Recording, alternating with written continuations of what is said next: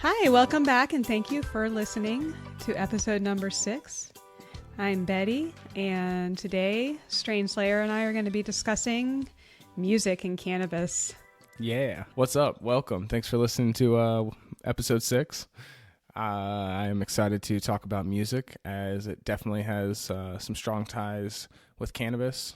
I think they've both helped shape each other. I think music's kind of helped shine light on cannabis as a medicine and as a recreational drug, and cannabis has definitely influenced a lot of musicians and, you know, a lot of the music we love. So it's going to be an interesting topic.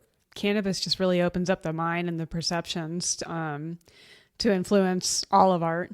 I think all throughout history, probably.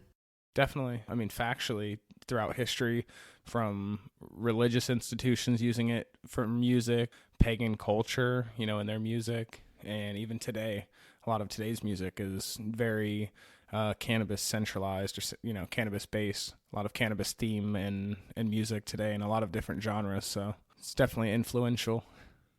What do you have here for us? With that cat there. Must be full of reefer. Full of reefer? Yeah, man. You mean that cat's high? Reefer Man? In 1932, Cab Calloway did this little number.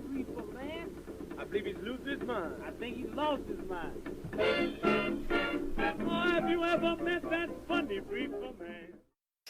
Do you have a favorite cannabis-related song? I have a lot of cannabis songs that I really love. The one that I genuinely most turn on, like if I'm by myself smoking, it's from an artist you probably never heard of, but I want to give him a mad shout out. His name is Graydon Square. Greydon squared. He is a group home kid. Like, he grew up in group homes. Military veteran. Particular song? While you're describing him, is there a particular song? Flower Girl. Yeah, all right, go ahead. Flower Girl. Sorry, he grew up in a group home. Yeah, group home kid, military vet. And he is a particle physicist or something. I cannot remember, and don't quote me on that, but he's very intelligent, very, very bright person. You know, most of his music is very intellectual, very deep, but this is his kind of like one song all about cannabis. And, you know, he kind of touches on in this song how, like, no matter where you go, it's easy to find alcohol. It's everywhere you go, but, you know, it's kind of rare to, like, go places and it be open with cannabis. You know, this song's years old. Now it's a little more accepted, but I don't know. I love the smoke of this song. Roll over to his fat bachelor pad. He holds everything, edibles, hash, wax, and dabs. Yeah, already I want you to roll a blunt. Right? Pass it around. MP3 blasting the sounds. Thick jars with more colors than them Pixar flicks are. Roll up the swish. Another artist I love, and you may not have listened to much of his music, but Wiz Khalifa. He has always been an avid cannabis user. He's, you know, most of his music, he's talking about smoking weed. And one thing I always loved about him is he's got one of those I don't give a fuck what you think about me personalities. Like, it doesn't seem like he's trying to be cool, or it doesn't sound like he's like, you know, he's just genuinely telling you how he is. And I can definitely relate. Like, I actually wake up every day. I smoke weed first thing in the morning. I like to smoke all throughout the day. Oh yeah, So High. Great song. It's time for the review of the week with Strain Slayer critiquing the best medical cannabis Florida has to offer. All right, today's strain review is going to be on Curaleaf's smokable flower. First strain I got my hands on was the LA Woman, which is a cross of Martian Mean Green, which is a hybrid, and LA Confidential, which is an indica.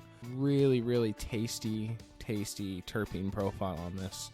Really light, earthy, flowery kind of taste, but a light lemon and almost a berry kind of sweet flavor to the flower. So the LA Woman came in at 26% THC, covered in trichomes, really, really frosty. Left powdery trichome dust all over everything it touched. I put a little nug down on the counter and it frosted the entire counter. Picked a piece up and my fingers were just covered in trichomes. So extremely frosty. Take a picture of it, and if you have a flash on, you won't even be able to see the nug. Just looks solid white. Like I said, it was a bit dry on the cure, but it still smoked beautifully. Completely white ash, beautiful effects, really uplifting, happy, but relaxed kind of effects. I can't imagine a bad time to use this LA Woman. I could smoke this morning, night, midday. It honestly was an anxiety reliever.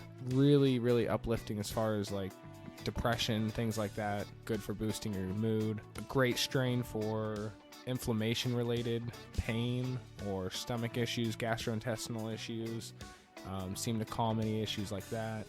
Not overly sedating, but not overly cerebral either. Just a really nice, balanced hybrid. Shout out to Curaleaf, 26% THC on this LA Woman. As far as I know, it's the highest THC percentage in the state for smokable flower as of now.